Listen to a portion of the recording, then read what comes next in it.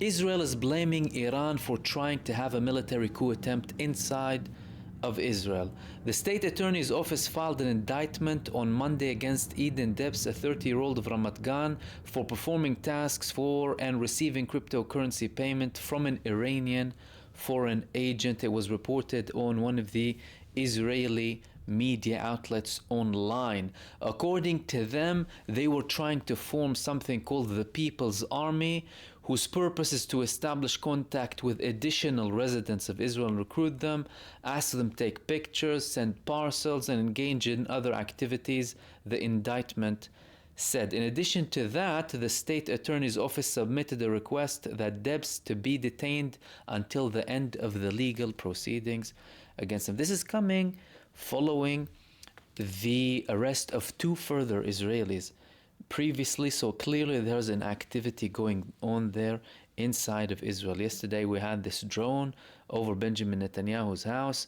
Netanyahu's security, as a matter of fact, all of the security on every top figure in Israel has been increased, and Israel is warning everyone, especially from the establishment, from traveling, telling them be cautious and take security measures with you.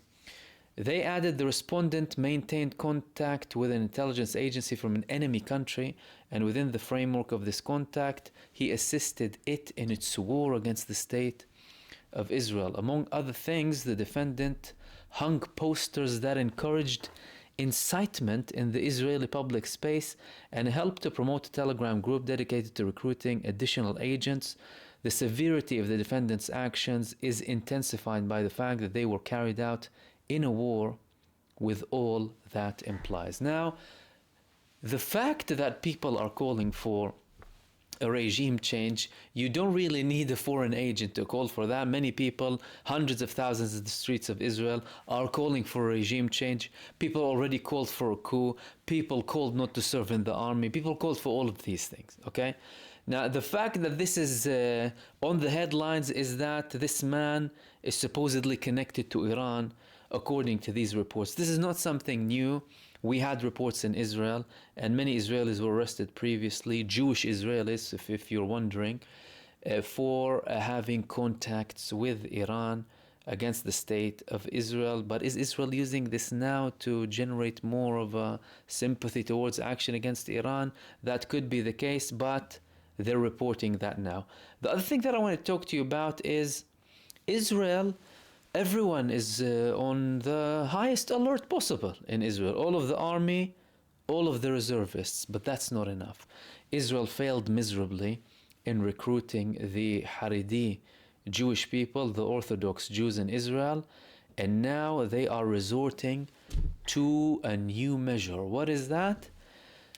Asking reservists who were exempt from serving in the army to come back to the army.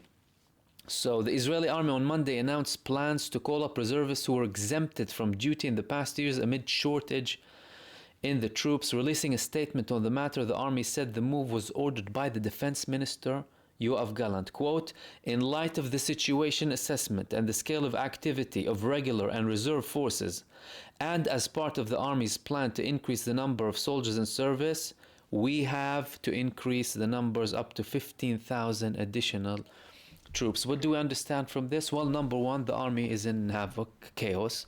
The numbers don't add up.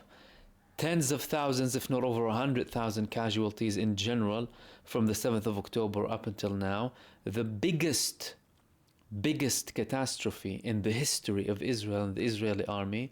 They are unable to recruit people from the Orthodox community. More and more people are refusing to join the army. Thousands, we had thousands fleeing, thousands of parents sending letters to the army, our kids won't go back again.